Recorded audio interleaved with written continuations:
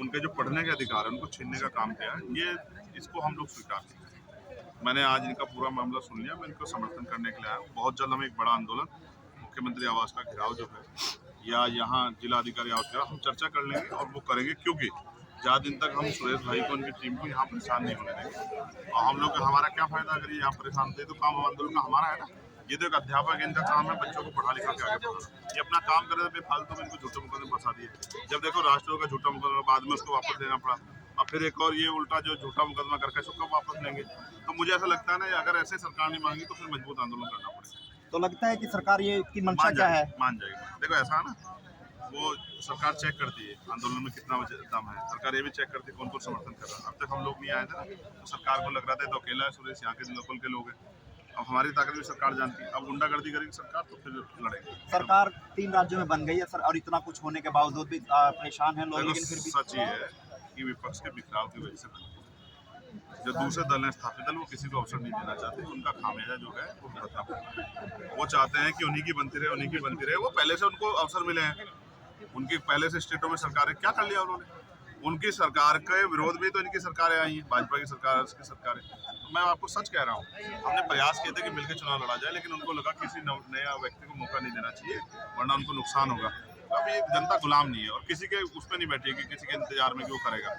अब नए लोग आ रहे हैं, मैं तो इनसे भी कह रहा हूँ, सुरेश भाई जैसे सीनियर लोगों से छोड़ो, पढ़ लिख के तैयार हो गए। बाबा साहब के अम्बेडकर के आंदोलन को भी याद करो, उन्होंने कहा पॉलिटिक्स द मास्टर की।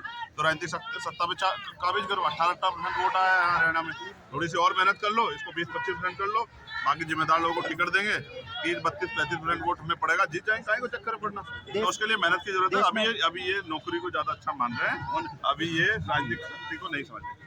सर, ईवीएम को लेकर आपके बयान आते रहते हैं, तो अभी भी वो शक के दायरे में है ईवीएम? देखो, ईवीएम शक के दायरे में है। मुझे ऐसा लगता है ईवीएम को ये लोग उसमें फेरबदल के साथ साथ उसको उसमें बदलाव भी करते हैं। जहाँ जहाँ इनकी सरकारें होती हैं वहाँ वो बदलाव करते हैं ईवीएम में। और आप देखो, मध्य प्रदेश का चुनाव इस बात को जो है कई तरह से उसको इशारा कर रहा है कि इतना बड़ा मार्जिन से जो उनकी सरकार, जिसके कोई उम्मीद नहीं थी।